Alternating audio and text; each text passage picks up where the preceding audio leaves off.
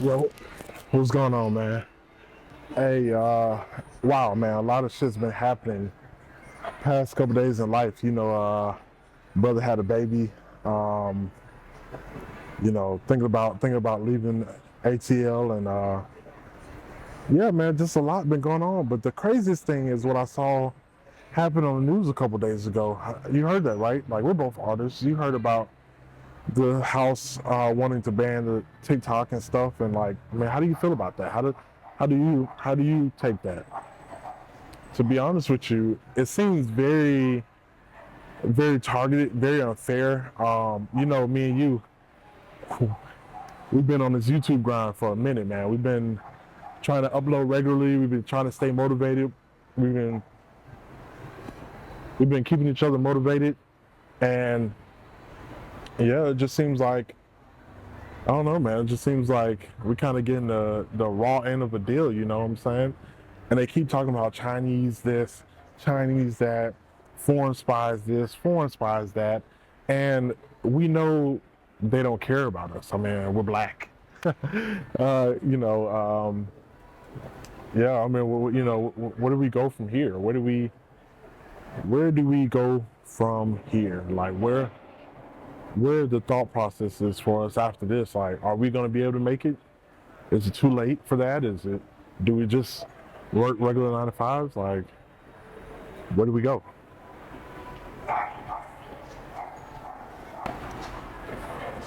So, if you've been asking yourself those type of questions, or if you've been having those type of conversations with people that you know, then we all are on the same page.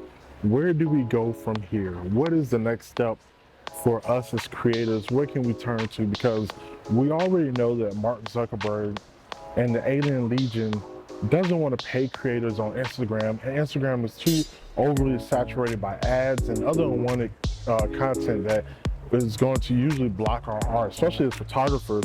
They don't even support photos anymore, which is how they got as big as they did, and then bought out by a alienatic machine. And then we all know, like in that conversation, YouTube is the long grind. YouTube is the long play. And what do? TikTok is a place where you could be anybody. You could be a deli worker. You could be a nurse. You could be a daycare worker. You could be a construction worker, where you could get on, you could talk about your life. You could talk about things happening in your community. You could talk about funny things that you saw on TV or in movies, or any type of comedy, original content that you wanted to come up with.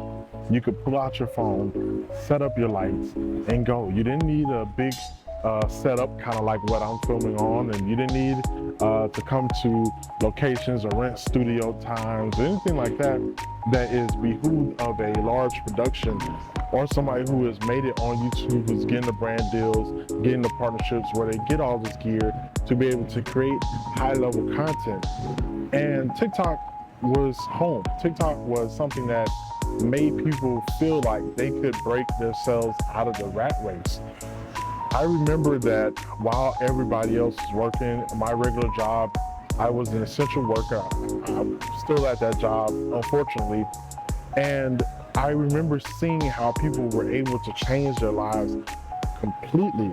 Like, working an office job they didn't like, they were miserable, they were suicidal, they wanted to quit life in general, and they were able to find a family on TikTok that allowed them to grow, help them be able to break themselves free of the race. And now the government is saying that we've been spied on, we've been hacked, we've been infiltrated by foreign entities. We are putting ourselves more at risk, knowing good and well that one, and I hate to say it like this, so to all the people around the world that watch me, that the ones that do view my video, don't take this as me punching down, because I'm not. I don't think that America is as big as or as great as this advertisement. I'm black. I should know more than anybody the lies that we're told here in America. And but America has one of the biggest, if not the biggest, military power in the world, next to China, maybe next to Russia. And there's really nobody that wants to really go to full-scale war with the U.S. So all this bullshit that they're trying to spew about TikTok being a way to infiltrate, the U.S. and poison the minds of the youth. I really think that is something that they just don't want free-thinking people. They don't want people that are able to build an income off something that they can't tax heavily and keep you having to rely on the rat race. And for artists, we know that we struggle the most in America because the way that America is taught about art. It's not seen as a real profession. It's not seen as something that is viable. It's not seen as something that people could do as a career, especially when it's advertised to other communities. White America has definitely been able to take full advantage of living an art life full of adventure, full of heartache, of course, but just really being open to having the resources at hand. And for Blacks, Spanish, Asians to really break into that is really something that a lot of us don't get the chance to do. So with TikTok, it allowed us to be able to show our skill set to employers.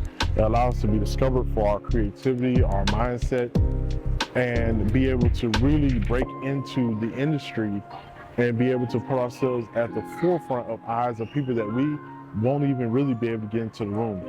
We had a lot, like I said, we had a lot of people who made a decision on an app they don't use, they know nothing about, and they frankly have gotten a lot of misinformation from their bosses, from the people above them.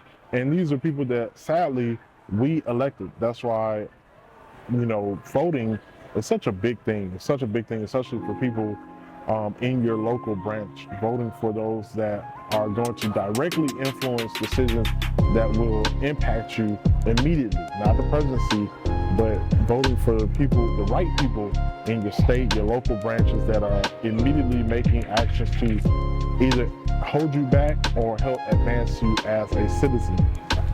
And so this is really the question, like, where do we go from here? 6 months, if the Senate decides that they want to go ahead and go with passing the bill to get rid of TikTok, where do people go? All the people that made millions, that have really made a living for themselves, where do you go? And do we start making our own app, talking to Black creators? Because even here on YouTube, we face a lot of a backlash. So where do we go? Do we create our own thing? Do we seek to run up under somebody else and wait for them to create the next thing for us to make bigger with our ideas and creativity? Or, what is the next move? And that's something I think that you should ask yourself. You gotta ask yourself, what is the next move for you, for your content, for your followers? Where do you go from here? And yeah, I just wanted to leave you all with that. I know this was a short video, but this is something that is heavy on the news, it's heavy on social media. And I wanted to ask you all in my own words, in my own way, where do we go from here? Peace.